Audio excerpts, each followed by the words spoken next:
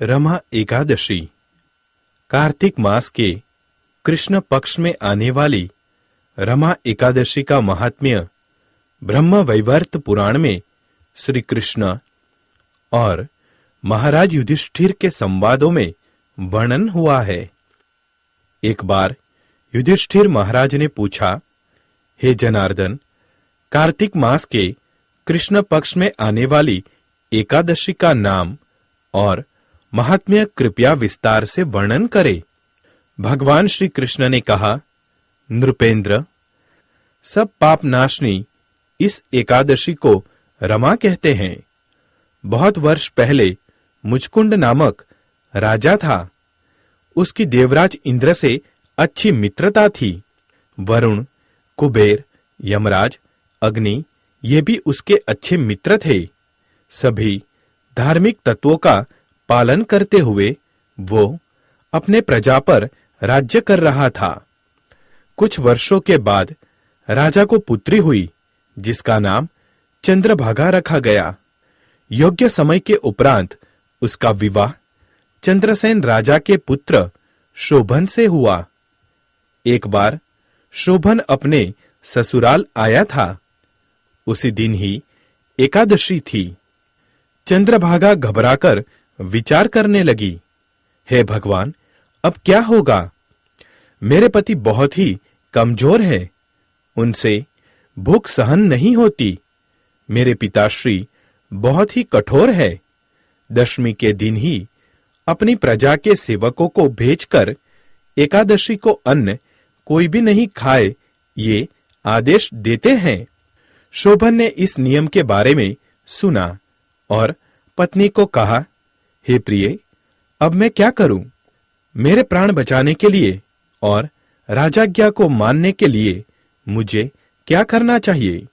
चंद्रभागा ने कहा, हे स्वामी, मनुष्य तो क्या, हाथी, अश्व तथा अन्य प्राणियों को भी आज हमारे पिताजी के साम्राज्य में कुछ भी खाने नहीं दिया जाता। अगर आपको कुछ खाना है तो आपके घर आपको लौटना पड़ेगा। इसलिए योग्य विचार करके उचित निर्णय लीजिए। अपनी पत्नी की बात सुनकर शोभन ने कहा, तुमने सत्य कथन किया है, परंतु आज एकादशी व्रत करने की मेरी भी इच्छा है। मेरे भाग्य में जो होगा वही होगा। इस प्रकार सोचकर शोभन ने उस दिन एकादशी व्रत किया, पर भूख प्यास से वो व्याकुल होने लगा। सूर्यास्त के समय धर्मपरायण जीवात्मा और वैष्णव प्रसन्न हुए। भगवान के नाम संकीर्तन में उन्होंने रात भर जागरण किया, परंतु भूख के कारण शोभन ने अपना शरीर त्याग दिया। सूर्योदय के पूर्व ही मुचकुंड राजा ने शोभन के शरीर का अंतिम संस्कार कर दिया, लेकिन चंद्रभागा को सती जाने की अनुमति नहीं दी। पति के श्राद्ध के पश्चात चंद्रभागा अपने पिता के घर रहने लगी। रमा एकादशी के पालन से शोभन मंदार पर्वत के शिखर पर बसने वाले देवपुरी राज्य का राजा बना।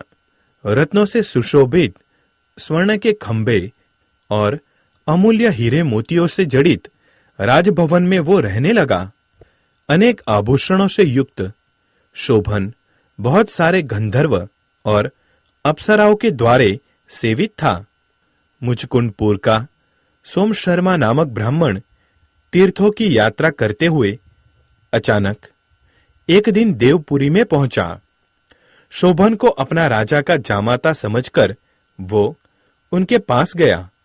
ब्राह्मण को अपने सामने देखकर राजा अपने सिंहासन से उठे और प्रणाम करके ब्राह्मण के सामने खड़े रहे।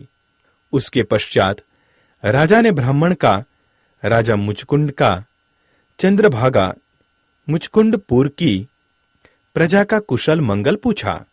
सभी लोग सुख से और शांति से रह रहे हैं, ऐसा ब्राह्मण ने उत्तर दिया। आश्चर्य से ब्राह्मण ने राजा को पूछा, हे राजा, इतनी सुंदर नगरी मैंने कभी नहीं देखी। ऐसा राज्य आपको कैसे प्राप्त हुआ? इस विषय में आप हमें बताइए।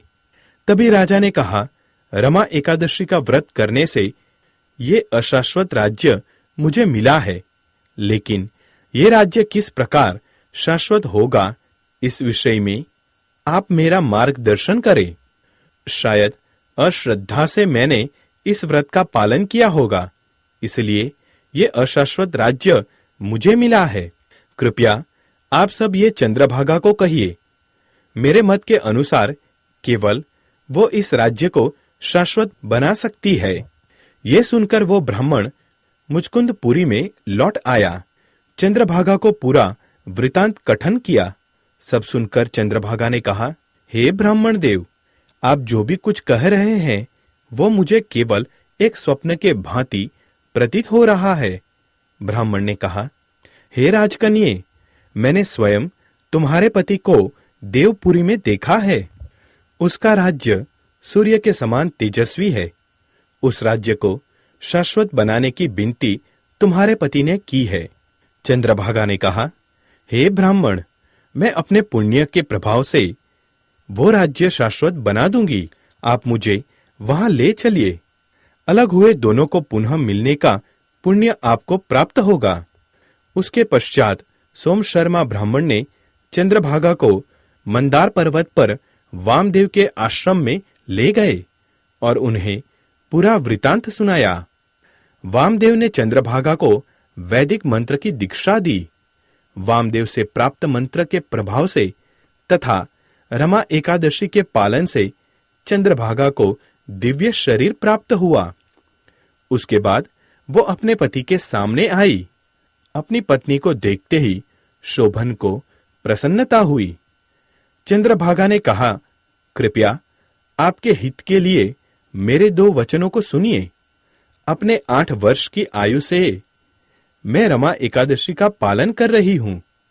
इस व्रत पालन के प्रभाव से आपका राज्य प्रलय तक शाश्वत और समृद्ध रहेगा। उसके बाद वो अपने पति के साथ आनंद पूर्वक रहने लगी।